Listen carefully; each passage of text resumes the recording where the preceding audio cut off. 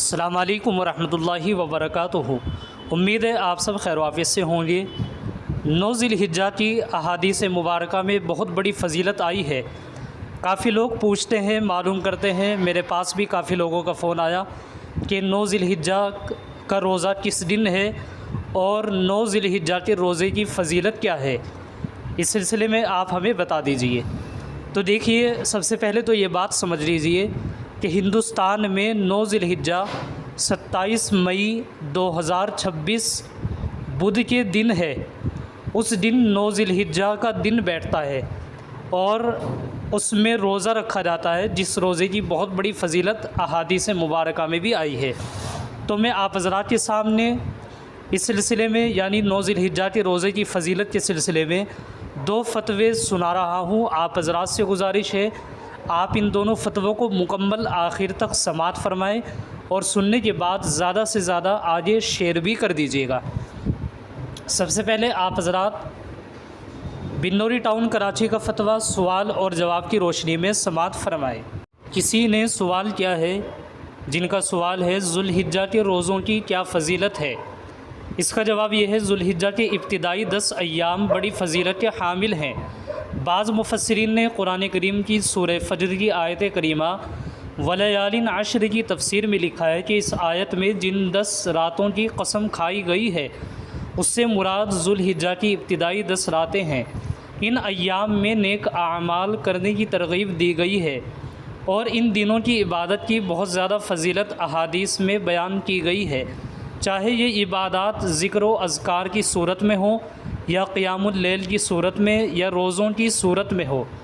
اسی طریقے سے احادیث مبارکہ سے معلوم ہوتا ہے کہ ذو الحجہ کے ابتدائی ایام میں ہر دن کا روزہ 1 سال کے روزوں کے برابر اجر رکھتا ہے، اور بطور خاص یوم عرفہ 9 ذی الحجہ کے روزے کی یہ فضیلت بیان کی گئی ہے کہ اس دن کا روزہ، یعنی 9 ذی الحجہ کے دن کا روزہ جو کہ 27 مئی 2026 بدھ کے دن ہے، 1 سال پہلے اور 1 سال بعد کے گناہوں کا کفارہ ہے۔ لیکن میں فتوے سے ہٹ کر کے تھوڑی سی بات آپ حضرات کو یہ بھی بتا دوں کہ حضرت مولانا مفتی تقی صاحب عثمانی دامت برکاتہم العالیہ کی ویڈیوز اور بیانات بھی آتے رہتے ہیں۔ انہوں نے فرمایا ہے کہ 1 سال پہلے اور 1 سال بعد کے جو گناہوں کا کفارہ ہے، گناہ معاف ہو جاتے ہیں۔ اس سے مراد صغیرہ گناہ ہے، نہ کہ کبیرہ گناہ، یعنی بڑے گناہ نہیں ہے بلکہ چھوٹے گناہ مراد ہے۔ اس سے چھوٹے گناہ تو معاف ہو جاتے ہیں لیکن بڑے گناہ معاف نہیں ہوتے۔ اسی طریقے سے حقوق العباد کا تعلق بھی اس سے ہے، یعنی اگر کسی نے کسی سے کوئی قرض لیا، اس کو واپس نہیں دیا، کسی کا دل دکھایا، کسی کو جان بوجھ کر کے تکلیف پہنچائی، تو جب تک وہ اس بندے سے معافی نہیں مانگ لے گا تب تک اللہ تعالیٰ اس کو معاف نہیں کریں گے۔ یہ تعلق حقوق العباد یعنی بندوں کے حقوق سے ہے۔ بندہ جب تک معاف نہیں کرے گا تب تک اللہ تعالیٰ بھی اس کو معاف نہیں کریں گے۔ یہ تھی تھوڑی زائد بات۔ اس کے علاوہ آپ حضرات ایک حدیث اس سلسلے میں سماعت فرمائے۔ ویسے تو بہت ساری حدیثیں ہیں ذی الحجہ کی فضیلت کے سلسلے میں۔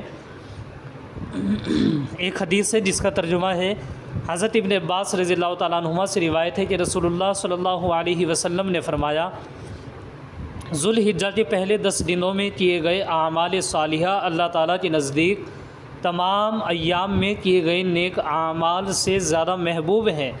صحابہ رضی اللہ تعالیٰ عنہم نے عرض کیا، یا رسول اللہ صلی اللہ علیہ وسلم، اگر ان 10 دنوں کے علاوہ اللہ کی راہ میں جہاد کرے تب بھی؟ آپ صلی اللہ علیہ وسلم نے فرمایا، ہاں تب بھی انہی ایام کا عمل زیادہ محبوب ہے۔ البتہ اگر کوئی شخص اپنی جان و مال دونوں چیزیں لے کر جہاد میں نکلا اور ان میں سے کسی چیز کے ساتھ بھی واپس نہ ہوا، یعنی شہید ہو گیا، تو یہ افضل ہے۔ اس کے علاوہ اور بھی بہت ساری حدیثیں ہیں لیکن یہ حدیث میں نے سنائی ہے، اسی پر میں اکتفا کرتا ہوں۔ اس کے علاوہ یہ تھا بنوری ٹاؤن کراچی کا فتویٰ۔ اس کے علاوہ آپ حضرات مادر علمی دارالعلوم دیوبند کا فتویٰ بھی سوال اور جواب کی روشنی میں سماعت فرمائے۔ دارالعلوم دیوبند سے کسی نے سوال کیا ہے، جن کا سوال ہے، کیا فرماتے ہیں علماء حق اس مسئلے کے متعلق، عام مسلمانوں کا یوم عرفہ ذی الحجہ کے دن روزہ رکھنا کیسا ہے؟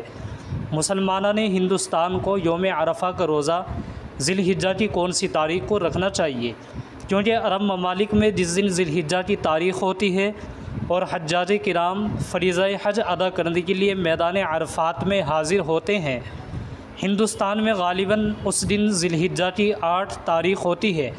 اسی طرح ہندوستان میں جس دن ذی الحجہ کی 9 تاریخ ہوتی ہے، عرب ممالک میں اس دن ذی الحجہ کی 10 تاریخ ہوتی ہے۔ برائے مہربانی اگر مناسب ہو مع حوالہ جواب دیں۔ یہ تھا سوال، اس کا جواب یہ ہے بسم اللہ الرحمن الرحیم۔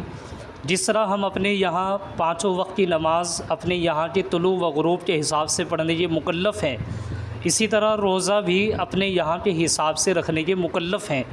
امام ترمذی رحمہ اللہ نے ایک باب باندھا ہے، لکل اہل بلد رؤیتہم، ہر ملک والے کے لیے وہیں کی رویت کا اعتبار ہوگا۔ اس باب کے تحت انہوں نے بتایا ہے کہ حضرت معاویہ رضی اللہ عنہ نے جبکہ وہ ملک شام کے امیر تھے، ایک روز پہلے رمضان کا چاند دیکھا اور وہاں اعلان بھی کر دیا، اور عید بھی ایک روز پہلے کی، جبکہ حضرت ابن عباس رضی اللہ عنہ نے مدینہ منورہ میں ایک روز بعد چاند دیکھا اور ایک روز بعد عید منائی۔ اختلاف مطالعے کی وجہ سے اس طرح کا فرق ممکن ہے، لہٰذا ہندوستان کے رہنے والے اپنے یہاں کے حساب سے یوم عرفہ کا روزہ رکھیں گے، سعودیہ والے اپنے یہاں کے مطلع کے حساب سے چلیں گے، غرض ہر ایک اپنے یہاں کے حساب سے چلے گا۔ واللہ تعالی عالم۔ دارالفتاء دارالعلوم دیوبند۔ یہ تھا مادر علمی دارالعلوم دیوبند کا بھی فتویٰ۔ امید ہے دونوں فتوے آپ حضرات کو سن کر کے اچھے سے سمجھ میں آ گئے ہوں گے۔ آپ سے گزارش ہے آپ ان دونوں فتووں کو آگے زیادہ سے زیادہ شیئر کر دیں تاکہ دوسرے لوگ بھی اس سے مستفید ہو سکے، اس سے فائدہ اٹھا سکیں۔ السلام علیکم ورحمۃ اللہ وبرکاتہ۔